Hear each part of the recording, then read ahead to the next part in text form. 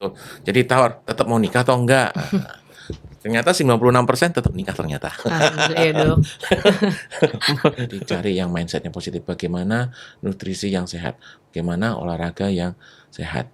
Nah, itu yang kita cari. Mungkin boleh bisa dijabarkan kah dok, kira-kira sebaiknya sebelum hamil ini screening apa saja yang layaknya dilakukan atau dipersiapkan para sobat sehat yang ingin merencanakan kehamilan?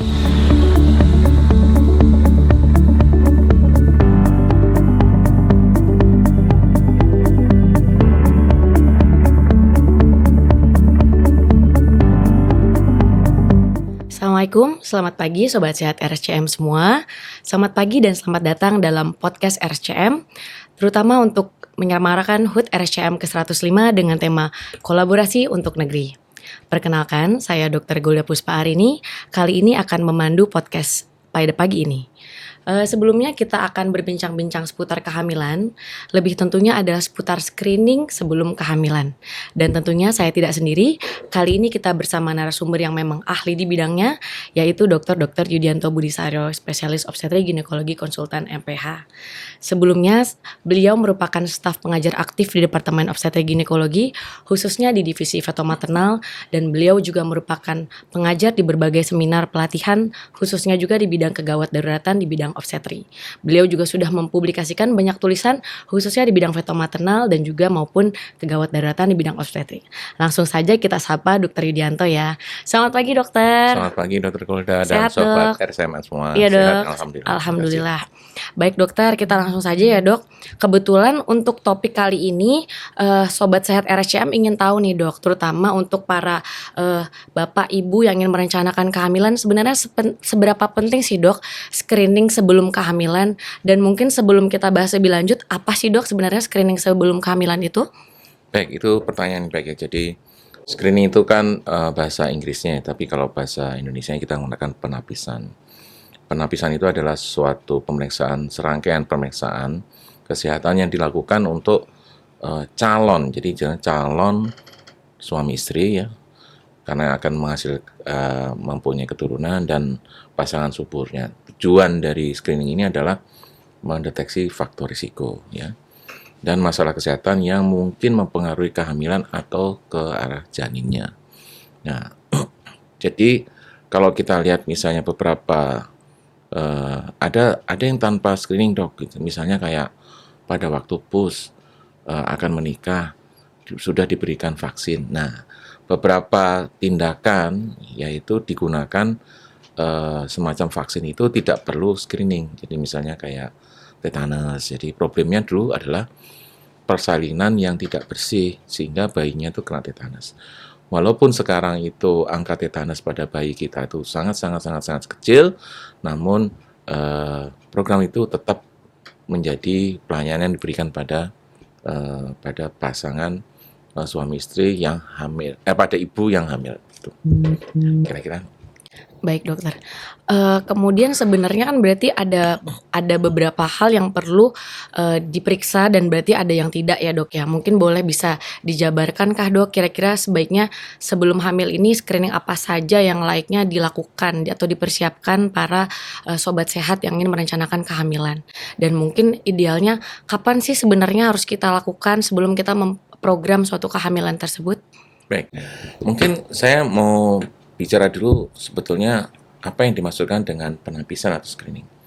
Penapisan itu tujuannya adalah mendeteksi problem yang banyak di masyarakat dulu. Misalnya begini, kita akan melakukan screening hepatitis B. Oh, karena penderita di hepatitis B itu cukup tinggi, 6-9%. Maka begitu seorang ibu hamil, dan kita tahu transmisi atau penularan dari ibu kepada janinnya dan bayinya itu besar. Jadi kalau kita temukan mana yang menderita hepatitis B, maka ada usaha lain yang mengurangi resiko terjadinya transmisi tersebut. Nah, jadi ada beberapa kondisi masalah kesehatan yang diketahui di masyarakat, maka kita lakukan penapisan atau screening tersebut. Sebagai contoh, sifilis, hepatitis B, HIV begitu. Walaupun bilang, loh dok, HIV kan nggak banyak. Ya, tapi HIV itu bisa seumur hidup. Obatnya seumur hidup. Nah, maka kita lakukan screening. Ya, jadi screening itu kondisi masyarakat. Tapi ada juga screening yang kita lakukan untuk penapisan, misalnya anemia, itu HB, itu screening juga. Ada juga misalnya penyakit yang diturunkan. Jadi pada dasarnya risiko-risiko itu kita temukan pada kelompok tertentu. Ya, kelompok tertentu misalnya penderita talasemi gitu ya, atau penderita yang HIV gitu. Tapi ada yang banyak semua umum gitu, yaitu misalnya anemia. Jadi kapan dikerjakannya itu pada waktu pertama kali datang gitu ya. Nah, mungkin itu ya. Nah, apakah ada misalnya screening untuk kelainan genetik? Nah, itu kecil kondisinya, jadi tidak bisa dilakukan screening. Dok, ada nggak screening misalnya toxo atau TORS? Nah, itu karena insidennya sangat kecil di bawah 1% jauh, maka bukan dijadikan penapisan secara umum atau universal. Gitu. Jadi yang kita bicarakan ini, yang Dr. Golda maksudnya yang universal kan? Atau yang spesifik? Mungkin untuk yang universal dulu ya dok, Ya. nanti baru kita bisa bicarakan. Umum tuh artinya semuanya. Semuanya gitu ya dok. Berarti kalau yang umum kita mungkin bisa yang HIV, sifilis karena populasi umumnya banyak ya dok, hepatitis B sama anemia ya dok. Baik. Karena kalau anemia mempengaruhi kualitas keturunan kita. Kalau infeksi maka kita membicarakan risiko anak tertular. Baik. Jadi yang kita screening adalah ibunya sebagai sumber enggak? Nah, gitu. Baik dok. Ya. Kalau untuk yang populasi khusus nih dok, yang beresiko, misalnya kan ada ibu-ibu yang mungkin saya dekat di daerah yang lebih banyak sawah kah, atau misalnya padat penduduk, apakah saya memang wajib dok TORCH atau ada populasi beresiko misalnya dia sudah pernah sebelumnya atau perlu dicek lagi? Kira-kira untuk populasi yang beresiko ini kira-kira adakah screening tambahan yang dokter sarankan atau bagaimana dok? Itu pertanyaan baik ya. Jadi kalau misalnya hasil screeningnya bukan screening dok, tapi ada suatu kejadian anak saya atau anak tetangga saudara ada CMV-nya, terbukti ada toxo, gimana kehamilan saya berikutnya? Nah, itu berbeda. Berarti pada ibu ini adalah kelompok khusus. Kita melihat mengapa pada populasi yang umum kejadian itu jarang sekali, kenapa ibunya kena? Nah, kenapa sistem pertahanannya menjadi sangat lemah. Nah, jadi itu spesifik dok. Jadi kita tidak melakukan screening, tapi sudah pada proses pencegahan pada penyakit khusus gitu. Baik. Jadi kalau screening ini kita lihat sakit apa dari semua ini. Nah, itu yang kita lakukan. Gitu. Baik dokter. Berarti kalau untuk arah screening genetik itu dok sebenarnya nggak universal ya dok ya? Sebenarnya khusus dok? Atau kira-kira ada nggak sih dok? Karena kebetulan screening genetik nih lumayan cukup hot nih dok. Sering ditanyakan oleh para bapak ibu yang ingin merencanakan kehamilan. Apalagi kalau di luar negeri itu kan cukup sering dilakukan dok. Nah pendapat dokter sendiri bagaimana nih dok terhadap screening genetik itu? Apakah kita perlu melihat jika misalnya ada riwayat saudara kita kah yang punya ternyata anaknya misalnya ada kelainan bawaan? Apakah kita perlu khawatir dan perlu men-screening juga gitu, atau misalnya kita bisa melakukan saja untuk memastikan biar tidak ada kekhawatiran dok gitu dok? Oh, jadi kita bicara tentang screening pada NIPT ya, jadi ya non-invasif. Jadi suatu screening yang dilakukan ambil darah pada ibu hamil, kemudian dilihat apakah si janin ini menderita kelainan genetik gitu kan? Bukan genetik ya sebetulnya, kromosom ya. Jadi kita tidak mencari kelainan gen, tapi karena gen itu kecil, kromosom itu gede. Nah, yang kita cari ada kelainan kromosom enggak gitu. Itu saat ini program pemeriksaan NIPT bukanlah suatu program bersifat skala nasional. Jadi itu dilakukan indikasi atau atas permintaan tertentu. Sering dokter kandungan datang, ada pasien datang dengan ibunya sudah berumur lebih dari 40 tahun, dia baca-baca, dan dari medsos, juga dari dunia maya, dikatakan bahwa umur 40 tahun, risiko punya anak Down syndrome, sindrom Down ya, sindrom Down itu yang mengalami perlu kebutuhan khusus, ya ada risiko terdeteksi, tapi bisa hidup lama loh, sindrom Down itu ya. Ya, jadi itu dilihat apakah saya termasuk di antara yang satu itu, di antara 80, ataukah saya yang sisanya, yang banyaknya umumnya tidak begitu. Nah, itu mereka melakukan pemeriksaan NIPT. Nah, itu akurasinya 99%. Bisa nggak itu, dok, saya nggak mau pakai periksa darah, pakai USG. USG bisa, hanya pada waktu 11 sampai 14 minggu saja, tapi akurasinya cuma 70-80%. Jadi kalau misalnya itu kita akan tanya value atau nilai dari pasien tersebut.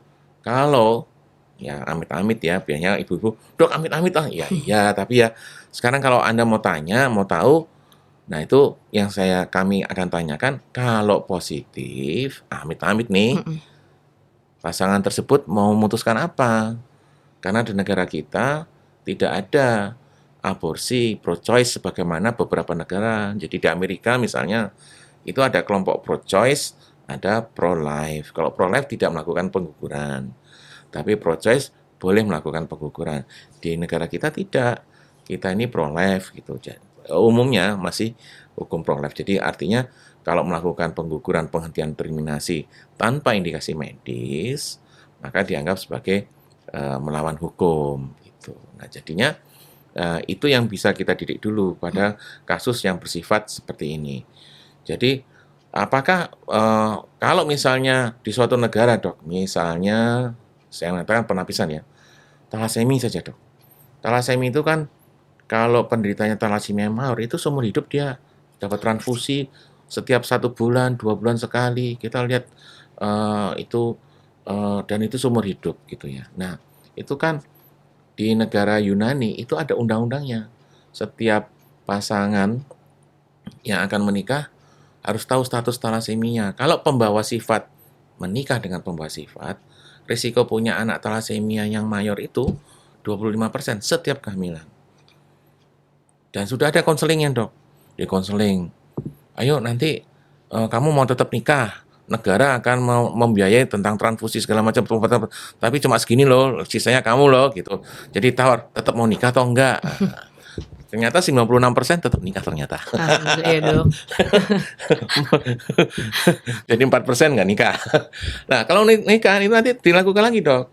Begitu hamil, kemudian sampai di CVS. Jadi diambil tempat plasenta, calon plasenta itu dilihat. Kalau ternyata termasuk yang 25%. Jadi benar-benar bayinya talasemia mayor nih. Jadi nanti transfusi ditawarin mau aborsi atau tidak. Itu di negara Yunani. Jadi penapisan setiap negara itu berbeda. Ya, dan pengobatan dan terapi dari bila ditemukan juga berbeda-beda, dok, gitu. Nah, itu yang mesti saya sampaikan ya. Jadi, nah misalnya sekarang kita penapisannya anemi. Semua ibu hamil diperiksa kadar HB-nya. Kalau HB-nya kurang dari 8, ya kurang dari 11, maka kita kasih obat tambah darah. Tapi bisa nggak langsung ke tambah besinya pakai infus? Bisa dibiayai oleh negara, tapi indikasinya jelas.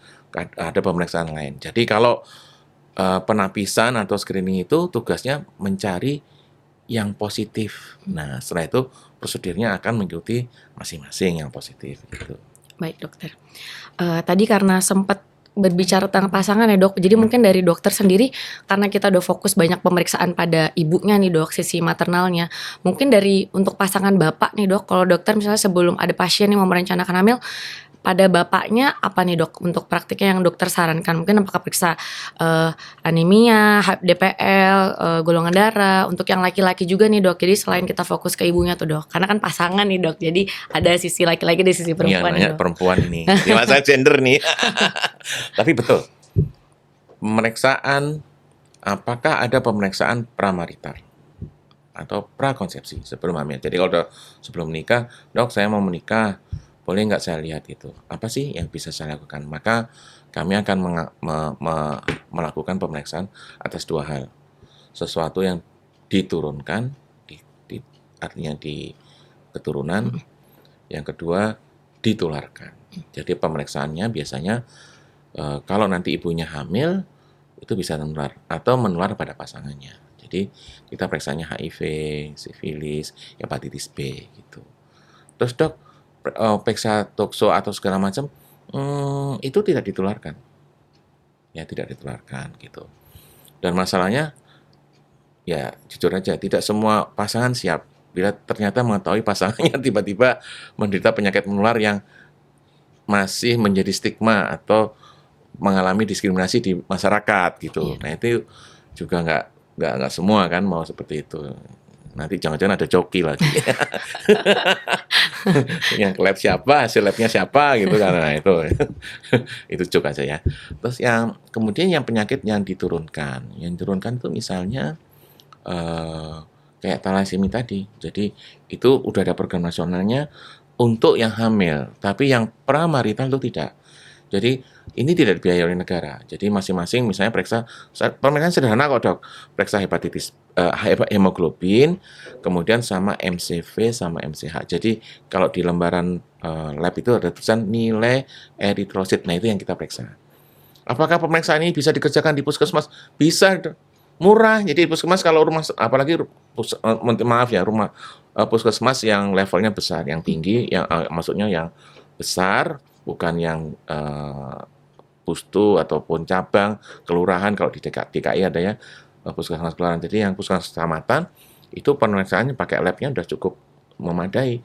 Jadi udah periksa HB itu nanti nilai eritrositnya ada. Jadi kalau MCV-nya di bawah 80, MCH-nya di bawah dari 26, ini maka ini terindikasi pembawa sifat. Tapi kan udah di Yunani udah ada dok, 96% tetap nikah dok. Tetap ya dok, berarti kesetiaan ya dok. Tapi paling nggak kita sudah tahu kondisinya seperti apa gitu ya. Ya, itu Menunjukkan makin setia berarti ya, dok. betul, itu ujian pertama itu. Ujian pertama ya dok ya. Baik dokter. Kalau dari dokter sendiri dok, sebenarnya apakah screening kehamilan itu harus dilakukan di dokter spesialis atau malah sebenarnya boleh saja bebas, boleh di puskesmas, boleh di klinik sendiri, atau harus ke rumah sakit kah untuk mendiskusikan hasil dari screening tadi gitu dok? Ini pertanyaan baik ya. Jadi kalau misalnya kalau saya punya saran yang dibiayai negara itu hanya yang sudah hamil. Karena yang namanya istilahnya penapisan itu kadang-kadang satu orang, saya mau pergi satu tempat deh, satu titik ke tempat yang lain. Itu bisa naik sepeda, bisa jalan kaki, bisa ojol, bisa naik Mercy. Itu pilihan. Ya. Tapi kalau misalnya yang paling gampang, periksa talasemi itu gampang. Periksa HB kan sama. Otomatis kita tahu apakah calon ibu ini anemi atau tidak. Kalau anemi, bereskan. Karena sudah banyak studi, anemi ini berkaitan dengan kualitas keturunan. Itu udah jelas. Satu. Yang kedua, itu meningkatkan resiko terjadinya perdarahan. Dua. Yang ketiga, meningkatkan resiko mendapat transfusi. Ya, transfusi maka dapat risiko terjadi walaupun darah, tapi ada risiko kecil sekali sih tertular beberapa penyakit menular yang bisa ditularkan lewat darah. Oke? Satu. Kemudian yang kedua adalah beberapa hal misalnya yang bersifat ada pada riwayat keluarga. Misalnya, oh papa mama saya diabetes ya. Nah itu bisa nggak periksa? Ya periksa aja, karena diabetes berkaitan dengan risiko pada keluarga. Jadi, nah itu banyak sekarang, apalagi dengan gaya hidup yang sekarang, yang banyak produk dari tepung, gula, dan banyak apa namanya toko-toko kecil yang pendidikan tentang makan yang sehat di tempat kita tuh masih belum cukup baik, maka kita punya risiko. Yaitu pemeriksaan resistensi insulin. Ya ini belum jadi protokol, belum. Tapi kalau Anda mempunyai dana cuma puasa 10-12 jam, kemudian periksa insulin puasa sama gula darah puasa, kita tahu, oh Anda pradiabetes. Yang kalau pada perempuan namanya PCO, polikistik ya dok ya, gangguan haid, obesitas. Nah obesitas juga mempunyai risiko gitu. Nah ya ada obesitas yang bayinya hamilnya, dok saya punya teman beratnya sampai hampir 100, oh bayinya baik-baik aja, ya pas yang kebetulan baik. Kalau ada yang bikin pusing kita juga banyak gitu. Nah termasuk resiko preeklamsi, ya bayinya terlalu besar. Nah itu bagian-bagian dari resiko yang kita hadapi. Nah jadi persiapan kalau kita bicara misalnya begini, penapisan itu dikerjakan sebaiknya prakonsepsi sebelum hamil atau setelah hamil. Secara praktis ya, di masyarakat kita, penapisan itu dalam tanda kutip, karena negara yang bayar, maka negara semua itu akhirnya ditapis secara 100% ya. Targetnya 100%. Nah, itu penyakit yang menular. Ada obatnya. Jadi semua gratis. Amit-amit ketemu HIV, ada obatnya. Nanti obatnya ada bayi, ada terapinya. Sampai menyatakan bahwa anaknya tidak tertular. Hepatitis B, bahkan hepatitis B aja kalau ada positif, ada imunoglobulin yang harganya tuh sekarang 2 juta sampai 3,5 jutaan. Itu negara menyiapkan gratis. Sifilis, ada obatnya. Nah, jadi kalau negara maka itu biasanya biayanya akan lebih baik. Tapi kalau yang mandiri itu akan ditentukan oleh Anda sendiri. Tapi ingat ya, penapisan yang Anda lakukan prakonsepsi itu akan jauh lebih baik pada waktu setelah lahir hamil. Baik dokter. Mohon maaf saya ngomong gitu kenapa? Terutama penyakit menular. Semakin dini minum obat, semakin baik. HIV, hepatitis B tidak ada hubungannya karena lahirnya baru. Sifilis dari sedini mungkin itu akan obat semakin baik. Gitu sih dok. Baik dokter, tadi sudah banyak dijelaskan lagi ya dok. Mungkin Indonesia punya program Indonesia Emas nih dok. Kira-kira ada program apa nih dok dari screening yang sangat berkesinambungan bersama dengan program dari pemerintah yang bisa dilakukan terutama pada vaskes di primer yang memang lebih dekat dengan di lingkungan dari para ibu-ibu di rumah sekalian nih dok. Itu pertanyaan yang berat ya. Maksud saya begini. Sama aja kan sebetulnya bagaimana kita membentuk Indonesia Emas itu mestinya bertumbuh pada setiap unit terkecil dari kelompok masyarakat di Indonesia. Jadi kita pastikan setiap unit terkecil ini yaitu keluarga itu memenuhinya. Jadi kalau yang jelas mudah tapi masih jadi masalah. Mudah tuh saya mengatakan mudah karena obatnya obat tambah darah, banyak makan protein gitu. Itu adalah kita berantas anemi. Periksa HB. Nah, masalahnya 2-4% dari masyarakat Indonesia itu ada pembawa sifat talasemi. Jadi kalau periksa HB atau hemoglobin, jangan periksa HB aja, sekalian MCV sama MCH. Ini kan bisa. Setelah itu, karena ini talasemi itu hubungannya genetik, itu harus lihat pasangan. Jadi bapaknya harus diperiksa. HB-nya sama MCV-nya sama gitu. Ya, itu satu. Kemudian yang kedua, ya kita pengen mau ngomong apa saja, kesehatan perempuan itu penting sekali. Karena yang tempat si janin bertumbuh itu adalah di tubuh perempuan. Jadi persiapannya sejak kapan? Ya sejak remaja. Remaja jangan obesitas, jangan terlalu kurus malnutrisi. Olahraga harus baik. Gitu. Tidak ada penggunaan obat-obat edik, yang maksudnya kayak merokok, alkohol, bahkan hubungan seksualnya harus safe, ya. Ya, safe itu artinya tidak ada penularan. Ya, kalau bagus ya sebetulnya abstinence.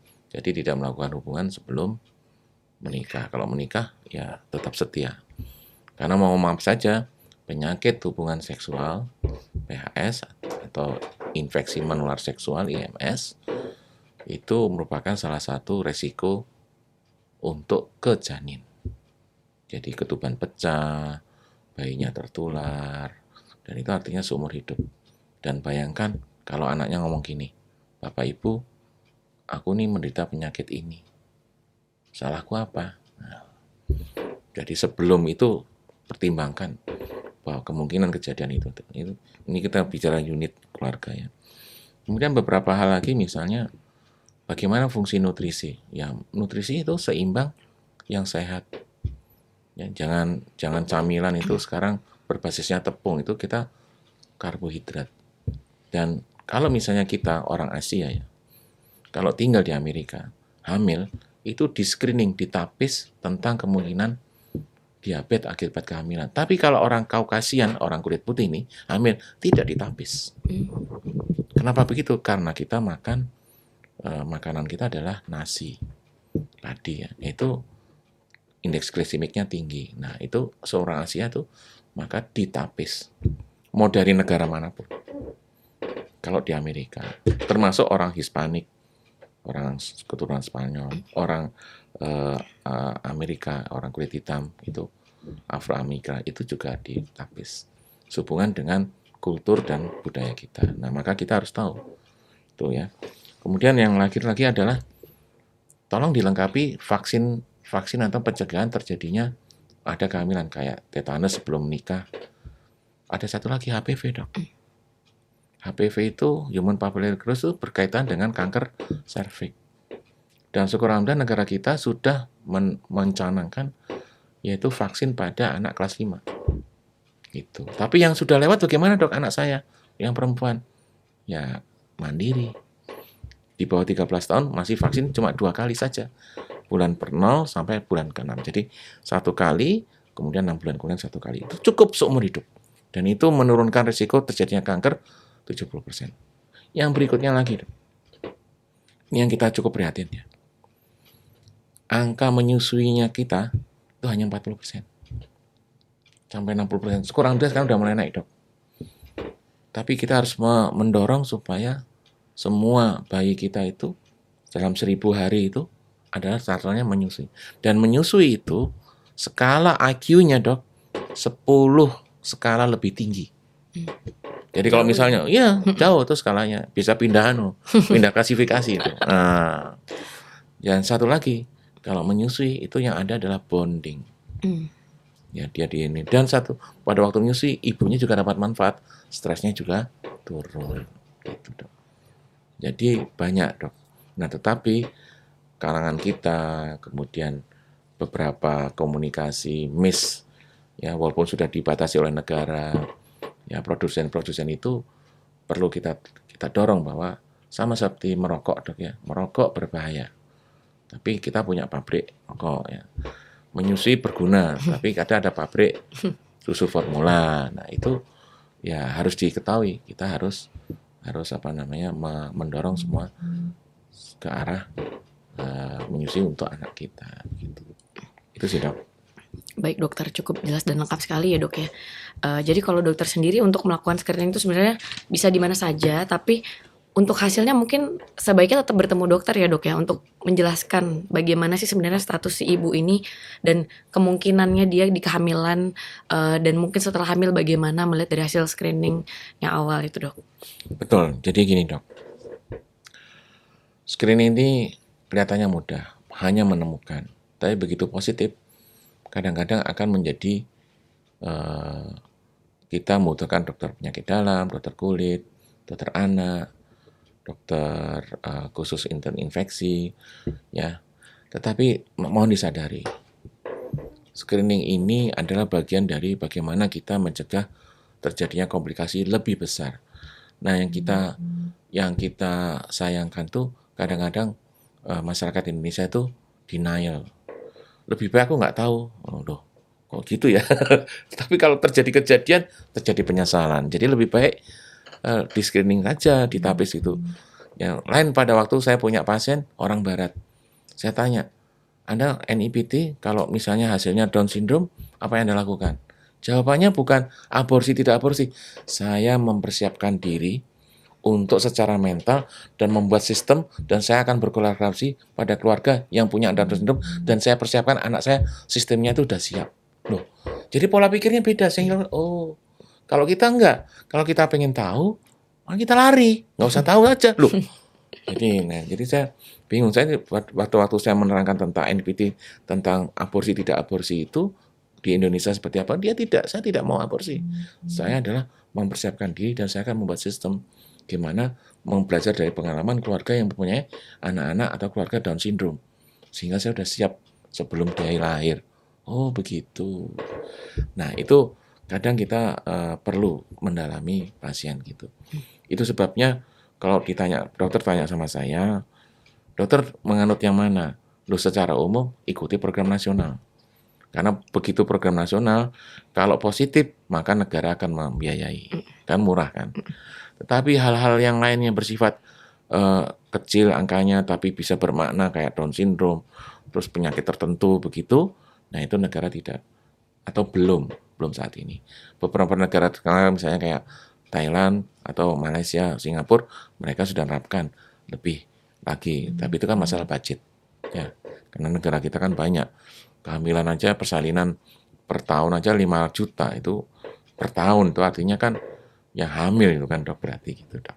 Iya, baik dokter. Untuk dari dokter sendiri dok, mungkin sebelum kita menutup podcast kali ini, adakah take home message-nya dok, kira-kira terutama buat para sobat sehat RSCM nih sebelum kita melakukan screening, sebenarnya apa yang perlu kita siapkan, apa yang perlu kita lakukan, apa yang perlu kita makan, untuk mempersiapkan kehamilan yang sehat menuju generasi yang emas ini dok? Oke. Pertama, kapankah screening dilakukan? Prakonsepsi atau pramarital itu lebih baik. Cari yang menular, ya itu biaya dibiayai oleh yang terpaksa sendiri. Satu. Kemudian kenali faktor risiko Anda masing-masing. Masing-masing itu baik yang laki maupun yang perempuan.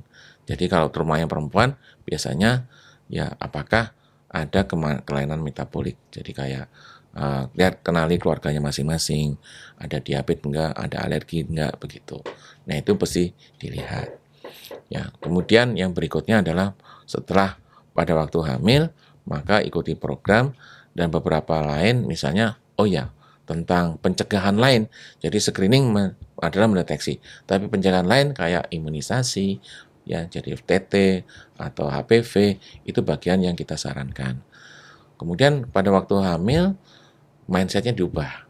Kita bagaimana jangan ketakutan. Jadi kalau cari di Google, Google itu yang jadi masalah adalah yang ditampilkan yang paling banyak. Jadi cari yang mindsetnya positif, bagaimana nutrisi yang sehat, bagaimana olahraga yang sehat. Nah itu yang kita cari. Ya, jadi nutrisinya yang kalau bisa natural, kemudian seimbang. Seimbang tuh bisa dicari ya, karbohidratnya, kemudian ada proteinnya, harus ada lemak juga. Lemak itu untuk otak dok, gitu ya. Kalau saya yang paling gampang, ya telur lah sama daging gitu. Ya itu bagus ya. Daging bisa diganti dengan ikan. Kalau saya vegetarian, ya bisa diganti dengan keturunan kacang-kacangan kayak tahu tempe begitu. Nah itu ternyata bisa memenuhi. Dan model makanan semacam apa? Model makanan yang sehat di tempat Anda. Gitu ya. Jadi Anda, dok saya mau mengikuti orang Skandinavia, ya ikuti caranya mereka. Dok saya pengen cara orang Asia. Ya di makanan di etnik kita, di suku-suku kita, di masing-masing itu ada makanan sehat. Nah itu gunakan. Masyarakat kita dulu makanannya kok seimbang. Gitu dok ya. Itu. Hanya sekarang belum go internasional. Itu menuju ya dok ya, menuju ya. Oke. Terima kasih banyak Dr. Yudianto atas pemaparannya tadi.